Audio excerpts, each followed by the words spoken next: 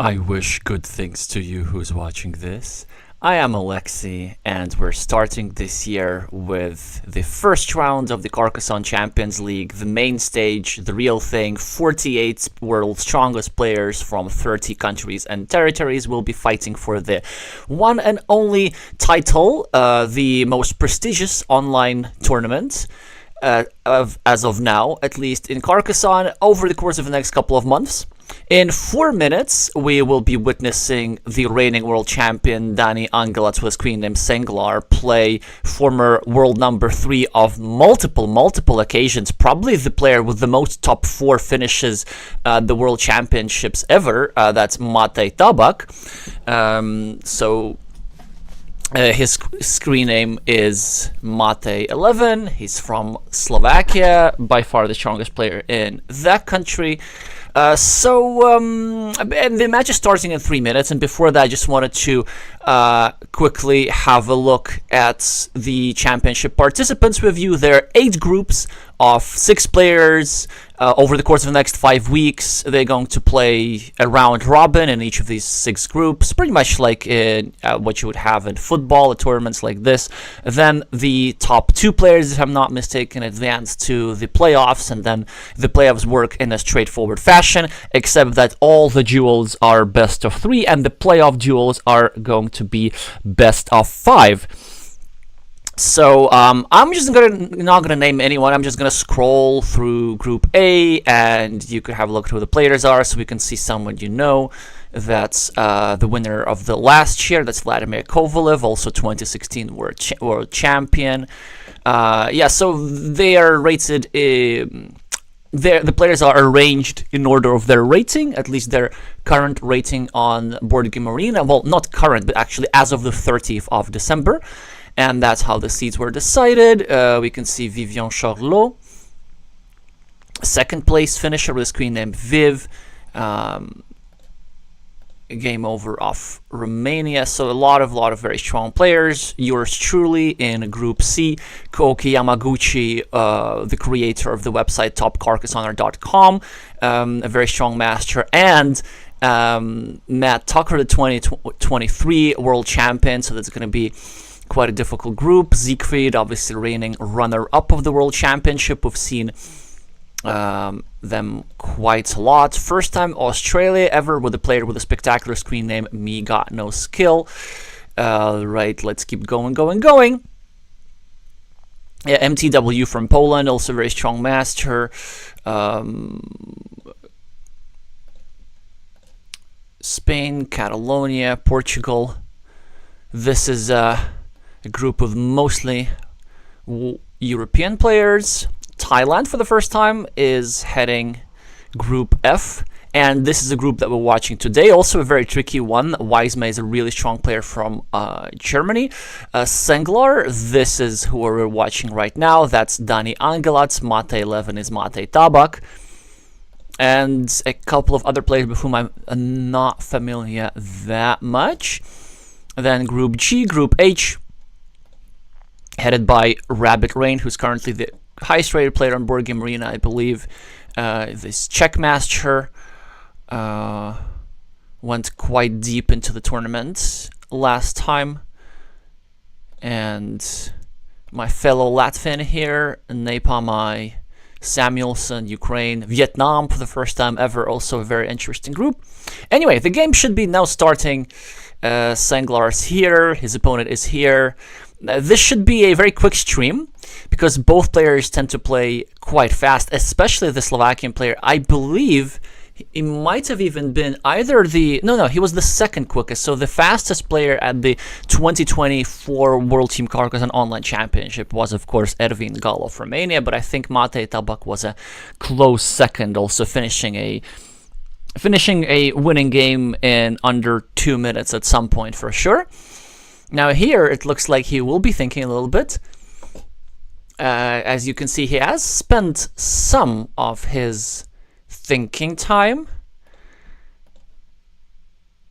Oh, okay, so it does appear that the players have started with the wrong settings, but we're not going to interfere with that. So they're supposed to start with slow settings, which means that the cap would be 2 minutes and 45 seconds that they have in their time bank, and every step of the way, every turn, that time bank is replenished by 45 seconds, and they're playing with the so-called normal settings, which is actually blitz. Interesting farmer over here. I'll comment on the position in just a second.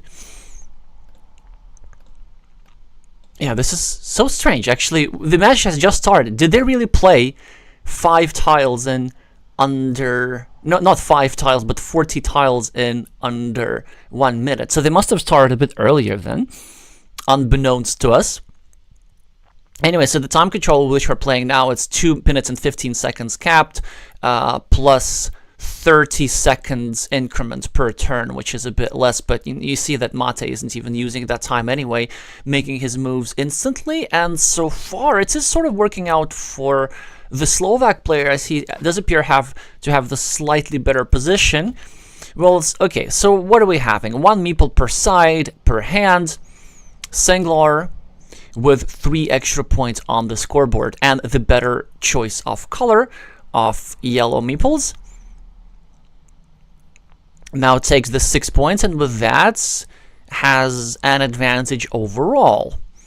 Matej takes some quick points as well, and gets some city caps potentially into the side field that could be connected to the main field. But Senglar will soon finish his road, finish his city cap, finish his monasteries. But Matej is now about to complete this city. He's now 1 Dorito tile away from doing so.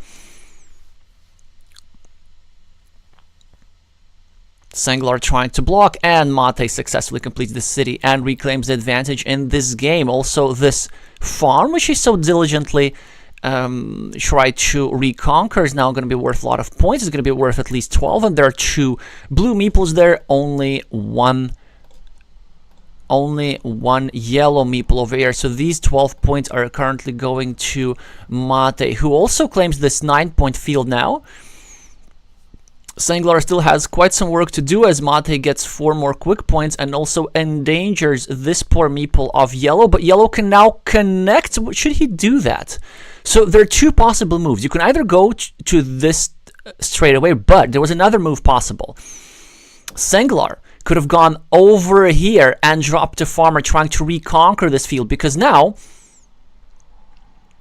I think a slight misstep here from Senglar. I think it was better to finish that road, but it won't matter. Okay, so Senglar now can complete the road and meeple it. Or he could go over here and drop a farmer. Yeah, so this is the stuff that I was talking about. I think maybe this monastery was actually a spatial mistake. As enticing as it seems, it was possible to delay the farmer, drop a tile here, and then actually take this 12-point farm away from Matej. But Senglar completed his monastery, is ahead on the scoreboard again, and he has this new road and this new monastery over here, so he will be scoring a lot of points. The only issue is that the fields of Matej will be just a bit too much, so 30 points actually, 15 here and 12 here, are available for the Slovak player at the end of the game. Hi Wise Maze, hi Ian. So Senglar with a monastery doesn't get to do anything, and this was what he was trying to do. He was trying to connect, of course, and he now succeeded, because a monastery was not the only tile that could do so. But will that be enough? I don't think that will be enough, because Blue had the city available to himself overall, and I think the Slovak player will take this down by a couple of points. Yeah, so eventually all was okay with this farmer over here, and it did force Matej into spending his last meeple, but I wonder if just going over here with the monastery and taking over this 12-point field completely and not even letting Matej back might have been the way to go. Maybe even enticing Blue into dropping a farmer here. So 3-point win for Matej. Well, actually, I realized that I don't think I even put up the scoreboard. I will try to do so in a second. But Yeah, so that's Matej 11-1.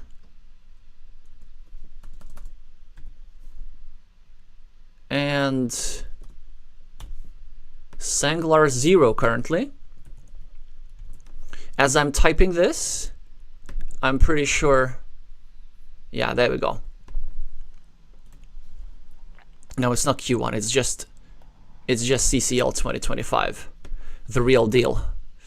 Senglar saying, "Let's go," saying revenge. Although I wonder why he would be saying that, since it is the Catalan player who needs revenge. And we already have an interesting situation here. So a meeple about to get blocked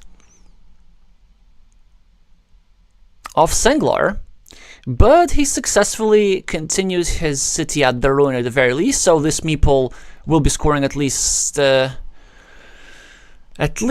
points and probably more. But still, of course, this tile would have been better used over here, in theory, trying to break this road a bit more. But of course, this move here had to be made because it's so important to keep the city open. Because let's say, imagine if you don't place this tile over here, and Matej draws a curve and places over here, and then as yellow we draw a quadruple city tile or a triple city tile with a field, and we can't place it over here. That would be a massive, massive tragedy. Now with 2 squares available for expansion, this ruin will be absolutely worth the blocked meeple, and senglar in the meantime trying to put some pressure on Slovak roads over here. And well, over here Matej managed to take care of that situation a little bit. Senglar now finishing his city, 6 points on the scoreboard for the boar. That's what senglar means in Catalan. That's a wild boar. So very interesting choice of nickname here. I noticed that a lot of players have animals in their screen name, and this is certainly a very beast-like move, trying to destroy rather than create. It is hoping to take advantage of this sensitive square, maybe even placing a tile over here. Not now, a little bit later. Oh, I love this. 6-point monastery, lots of points and control over this road over here. And senglar can still go over here, for example, to take advantage of this square. So very destructive sequence that would be. But instead he chooses to continue his monastery first. That's interesting. Yeah, he might actually would want to continue the other monastery first. I don't like this move necessarily. I mean, it's an okay move, but you want to actually be saving it for another monastery spot, perhaps? So now senglar continues his other monastery. And also the reason why I don't like this move, not just because of the monastery spot, but also because it sort of indirectly continues Matej's road. And there could be some scenarios where something like this, a structure like this, emerges. Senglar starts a new city, tries to break Matej's city over here. Completes his monastery now. Very fast-paced game as expected, so I won't be able to cover all the action here. Some quick points for both opponents. Senglar with 4 more points and a threat of complete block over this square. Matej can't really do much about it.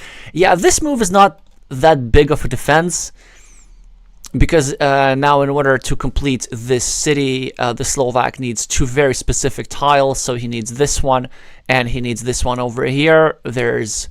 oh yeah, actually there are now no dagger tiles remaining, as senglar took the last one. Now completing his city, but actually I would not have done this as senglar. I'm not sure that it is in yellow's interest to give meeples back to blue. But it appears to be working out, as senglar will be blocking this meeple very short. No, come on, no. Really? We're that greedy? I'm very surprised about this move. So senglar just decided to clean off a city cap instead of going over here and trying to block this road meeple. And it just appears to be the case that putting pressure against Matej's meeples would be the way to go here. There are still tiles available for this meeple to be recovered. And Matej, in the meantime, now playing the meeple minority very well, so he's building around barricades with his 12-point field. So big field with a lot of points. They're very double-edged. Normally, of course, they're great because they give you a lot of points, but the downside of them is that they're easy to invade. And with this type of building, what Matej is trying to do, he's trying to eliminate invasion options for his opponents. Well, now as he expands his field, he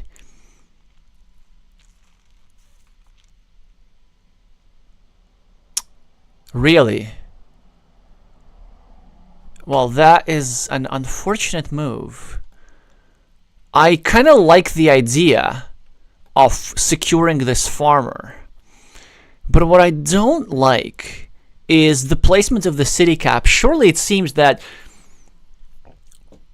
a more profitable and more annoying move would be turning the city cap to the left, trying to keep these two farmers separate whilst building barricades towards the next farm. Because now eventually Senglar, for example, Senglar just could go here right now. He shouldn't. He should now first of all go here and pre-build the road next to his monastery. 1, 2, 3, 4, 5, 6, 7, still a straight line remaining.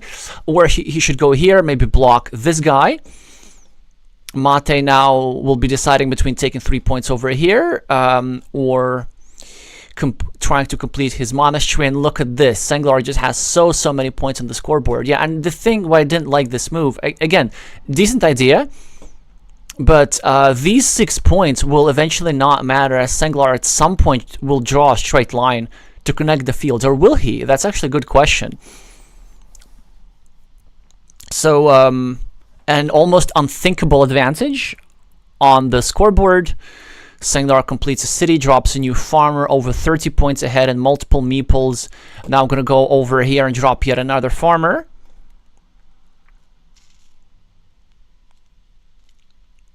Matej finally gets a meeple back as well, just a little bit too late. The Catalan player with what looks like a scoring tile, a variety of options here, could go for a 4-point road.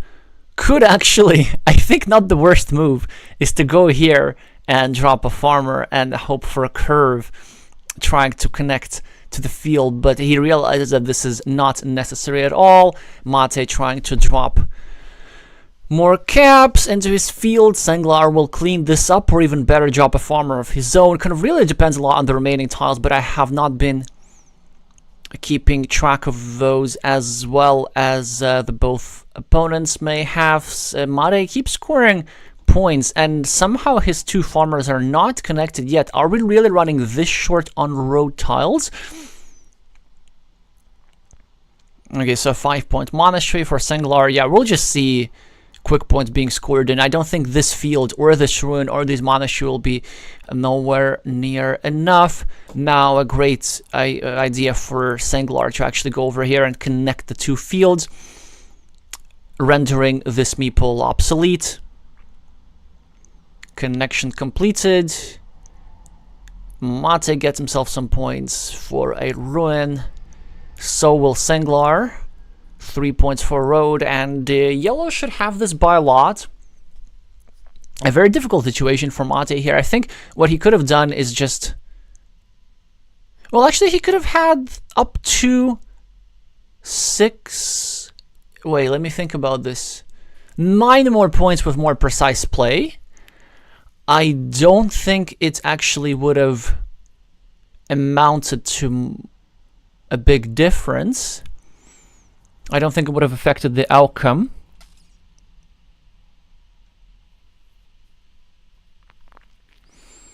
Thank you, Wisemace, for confirming that Matej is tied together with Martin Moises about his top when it comes to top 4 finishes at the World Championship. And then, of course, Pantelis Litsardopoulos, who not all... yeah, but this is a very interesting World Championship statistics. So Matej had 6 top 4 finishes. All of them were 3rd or 4th place finishes. Pantelis Litsardopoulos of Greece has 5, but all of them were 1st or 2nd places. Well, anyway, so far the reigning world champion is delivering, winning the 2nd game in a brutal fashion. And we're already starting the 3rd one, and I barely had time to update the score. Both players really seem to be keen on blitzing this out. Again, the stream has lasted 16 minutes and we're already in the decider. So this is already looking very good for the Catalan player. These nice open cities over here, pressure on this square, but Matej now successfully defends. He's forced to spend a value tile, but it's okay because as he completes the city, and there are still 3 tiles that will enable him to do that, he will be able to meeple this 5-point road, unless of course Senglar goes over here and tries to make an anticipation move. Okay, this has to be a mistake from Senglar. I don't think it's worth breaking this city by this much, but I eat my words immediately as 2 meeples are being severely restricted. Honestly, probably still Matej has a good position. Yeah, so with this move, what I would have preferred as Senglar was breaking not this city, but this city over here. Because now, the city which is the bigger threat over here, it is quite likely to be completed. Yeah, I think maybe the Catalan player just playing a tad too fast here, maybe trying to adjust overly hard to Matej, who will now drop the first farmer, decides not to. That surprises me a little bit. Typically, the Slovak player tends to go to field pretty early, but now 10 points advantage, and he doesn't even care if he gets his meeples back. He has enough on the scoreboard to justify all of that. He'll be finishing Matej soon enough, decides to finally drop a farmer. Yeah, because it's important not to allow Senglar to drop a farmer here with tempo, with a curve. But now actually he can do something quite interesting. He can go over here and drop a farmer like this. Yeah, he should do this. Great move here by the Catalan player, trying to get a curve and drop a farmer, and look at this, immediately Matej drops a counter farmer, but a great tile for Senglar as he can now keep the fight pretty small, although it's a question whether he should do that. He decides to do this anyway. 6 points for roads for the Catalan player, 2 meeples in hand, and the most important part is that these 2 farmers of Matej are kept separate. Matej in the meantime is threatening yet another city. Still 2 tiles that fit into this square, still at least 3 tiles that fit into this square. Probably a defense move for Matej. Senglar really struggling to block here. Yeah, that's what I was talking about, the block like this. Oh, look at this. So Matej already guarantees himself to finish the road finish with a 75% chance. That's already big enough. Now, it's harder to complete this city, but given that it already has like 12 points, it does not need to complete the city in order to capitalize from it. Matej now probably should take care of the integrity of his road at the bottom, as this was a sensitive square. Senglar finally blocks Matej's city with a lot of effort, but Matej gets his road meeple back, lead on the scoreboard, and an extremely difficult position for Senglar. Probably, as the Catalan player, you might want to invade the ruin at some point. I wonder why he didn't do that even. Maybe decided that it was not worth it, and instead he's going to go for a field fight. And actually, a field fight sort of makes sense, because since Matej is going to have his meeple blocked over here, and very interesting that he decides to even block his ruin from further development with this move, starting a new city. And the idea here, of course, is to try and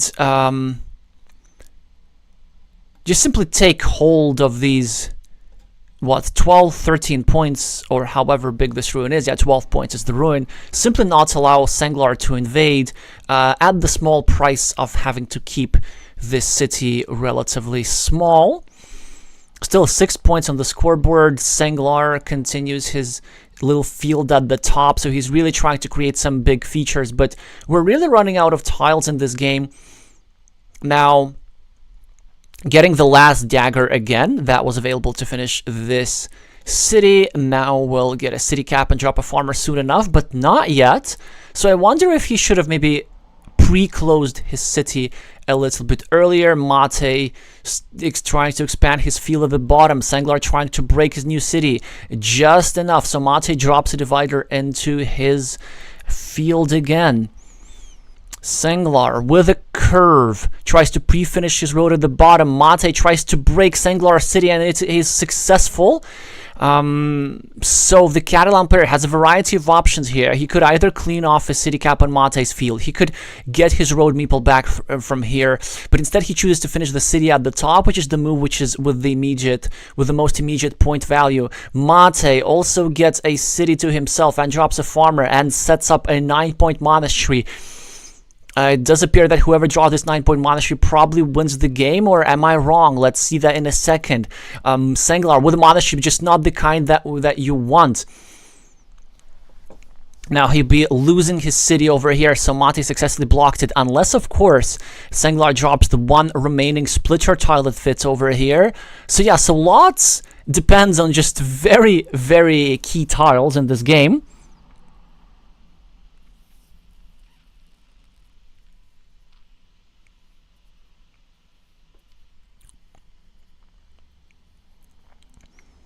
Well, Senglar the first to draw the monastery takes the 9 points, unifies the 2 fields of Matej. Will this be the game decisive tile? No, as Matej gets himself one more city into his field and one more farmer for a 9-point lead, but Senglar now needs the other monastery. So do we go here? Yeah, we do. No need to drop a farmer there. So Matej gets a splitter, which Senglar really, really needed. It's a huge move. We'll give him 7 points immediately, 4 for the thing, and then another... I can't comment this fast. Why are they playing so fast? Senglar gets a monastery and another monastery, and now it's a big question. Should he go over here and take the most immediate points, or should he go over here, or maybe even over here, trying to also connect this guy to the field? So this is where he really should be spending his time. And the point with immediate point value is what occurs. Senglar with a scoring tile, but do you really want to go here and try and take the 4 points? I think that's about the best that we can do. Oh no, we don't have a meeple, so obviously we can't score nothing there. Senglar will be losing on the ruin and losing on the field at the bottom, but these 3 monasteries, will that be enough? Very close games indeed. I'm not sure who won this one, as I wasn't tracking the points as carefully as the players were.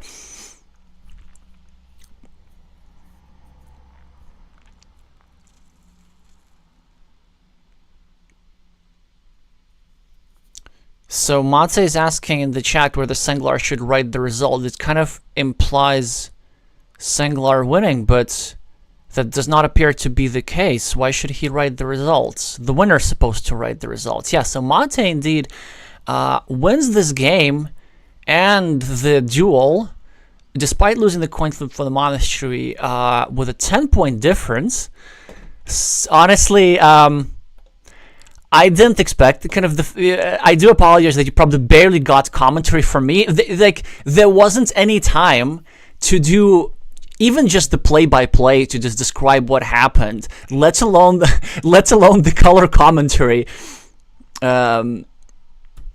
Just because there was an intense blitz match, 24 minutes. This is by far the shortest match on stream ever. Wisemay is saying Senglar should have tried to connect the fields. Well, actually, yeah, I think honestly it doesn't appear to be a very high-level match. Simply because, of course, the players are very, very strong, but you can't possibly figure out the best move if you just play a move per second. So maybe they wanted to take things easy for the first round. But it could be entertaining to watch around, tiles being thrown around quickly. And so a couple of missed opportunities that we can talk about. So for Senglar, for example, maybe with this city cap, pre-finishing the city here and dropping a farmer was a good idea. There was still a dagger that he ended up drawing later. And typically when there's a critical tile like this, you sometimes really want to go here first, and you want to actually, so whenever your city is like partially blocked, very often you want to pre-complete it first with a easy city cap, and then when you do draw the critical tile, because it's typically such a valuable tile, then if you get it, then with that move you're completing that city. Because if you don't, what can happen in this game, you get that tile, you spend a move on not what's a city, but on what's maybe a city. And yeah, and then of course this meeple ended up not coming back to senglar anyway. Also with this move over here in a farmer, this field would have been taken over, would have had 9 points, and probably would have actually been enough for yellow to win the game. Of course, still required him to have a coin flip for the dagger, but I think yellow's position was difficult enough that he needed the coin flip for the dagger anyway. Yeah, a couple of some other missed opportunities include probably this move over here, and I think this is what cost yellow the game ultimately. It could have choosing to break the least dangerous of the two cities. You know, like if you think about it, your opponent is threatening, like, your opponent has a 1-point city over here. So what's the point? Like, is it really such a big threat? Like, if they get a city cap and get themselves a 4-point city, like, do you need to stop it at all costs this early in the game? Especially when all the tiles are still remaining. Yeah, and like a move over here would have disrupted this city, not let Matej get away with 14 points over here, and an easy meeple back and an easy farm and so on. So quite a lot of misses for both players, really. Maybe a bit more misses for yellow here, a bit more misses for blue in the previous game, but sometimes if you blitz out moves, you kind of have to sacrifice some quality on the game, and this can also be part of a strategy, because if you play your moves really quickly, you are putting your opponent into time pressure.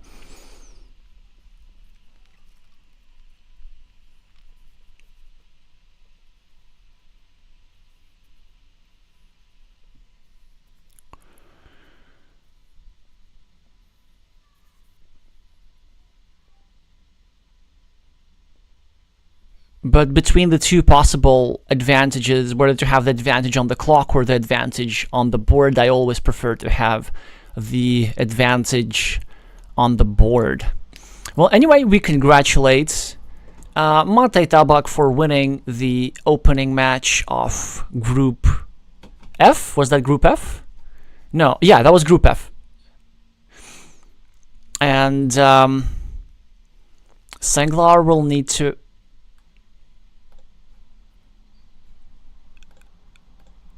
have some wins if he wants to qualify.